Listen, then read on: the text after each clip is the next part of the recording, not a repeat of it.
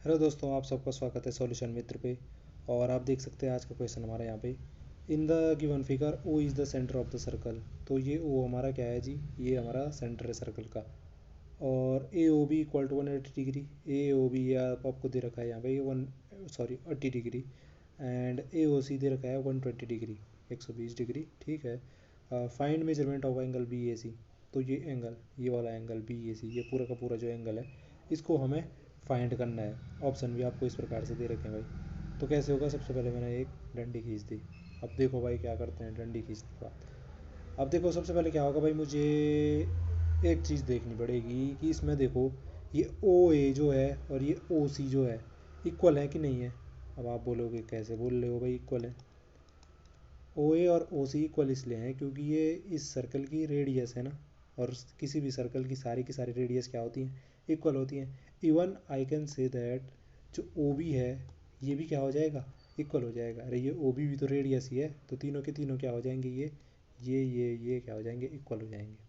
ठीक है भाई, ये तो आपकी समझ में आ गया। अब देखो, अब यहाँ पे इस वाले ट्रायंगल में देखो, कौन सा वाला, सी ओ ए में। सी ओ ए में देखो ये वाला ट्रायंगल, इसमें देखो ये दो साइड्स क्या हो गई, इक्वल हो गई। हो गई नहीं हो गई।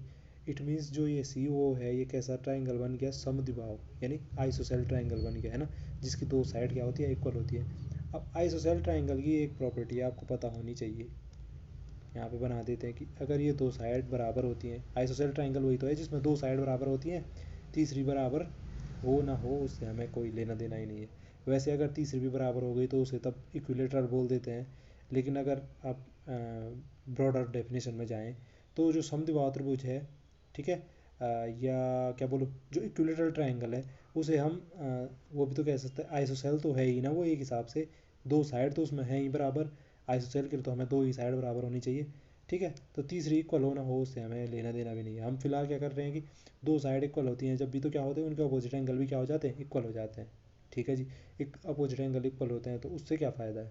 अब देखो यहाँ पे ये दो साइड्स अगर इक्वल हैं तो इनके अपोजिट एंगल हो गए हमारे कौन से वाले, एंगल ओ ए सी, और इसका हो गया ओ सी ए।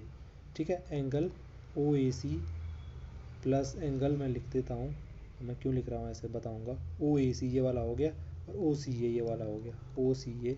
ठीक है, प्लस एंगल सी ओ ए, एंगल सी ओ ए बराबर कितना होगा, 180 डिग्री होगा। कैसे होगा भाई, अब देखो इस ट्रायंगल में तीनों एंगल का सम कितना होगा, 180 डिग्री होगा ना।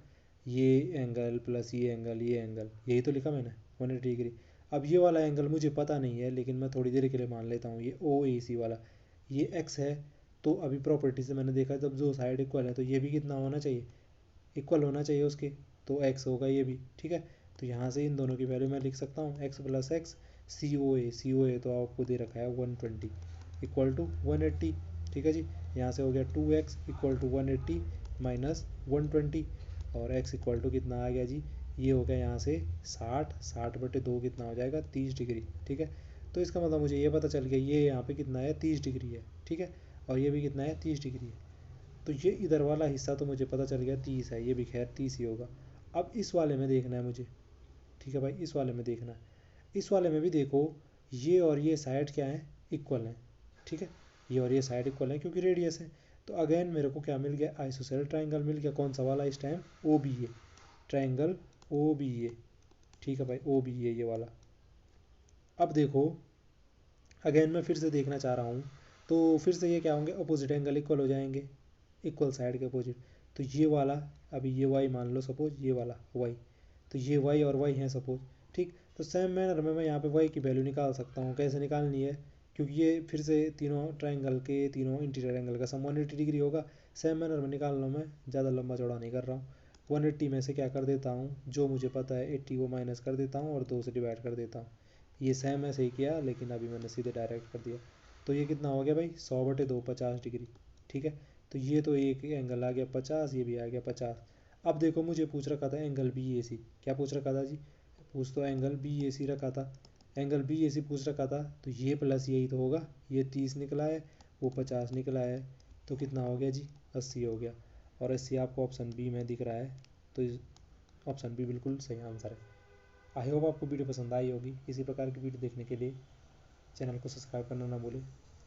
आज के लिए इतना ही, आपसे फिर मुलाकात होगी अगली वीडियो में। तब तक के लिए स्वस्थ रहिए, मस्त रहिए और अपने काम में व्यस्त रहिए। धन्यवाद।